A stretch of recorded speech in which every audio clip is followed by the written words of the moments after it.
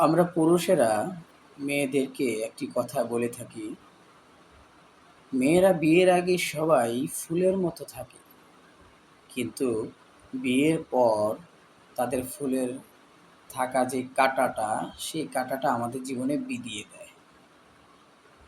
কিন্তু একটি মেয়ে ফুলের মতো থাকার পর বিয়ের পরে সে কেন কাঁটা হয়ে দাঁড়ায়, সেটা কি আমরা কখনো ভেবে দেখেছি? ভাবিনি। একটি মেয়ে কিন্তু জন্মের পর থেকেই খারাপ আচরণ শিখে না। জন্মের পর থেকেই তার বাবা-মা এটা শিখায়ে দেয় না যে শাশুড়ির সাথে খারাপ ব্যবহার করবে, শ্বশুরের সাথে খারাপ ব্যবহার করবে, স্বামীর সাথে খারাপ ব্যবহার করবে। এমনকি শ্বশুরবাড়ির পরিবারের যে কয়জন লোক আছে তাদের সাথে তুমি অবশ্যই খারাপ ব্যবহার করবে। এটা কিন্তু কোনো গার্ডিয়ানই একটি মেয়েকে শিখিয়ে দেয় না।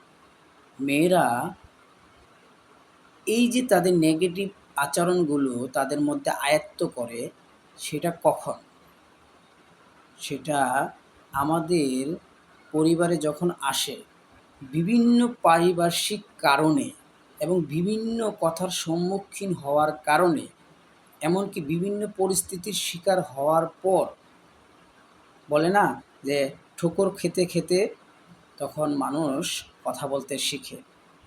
তো আমরা একটি মেয়েকে দোষারোপ না করে এই জিনিসটা ফাইন্ড আউট করি, সে কেন আজকে পরিবর্তন হলো, তার পরিবর্তনের কারণ কি?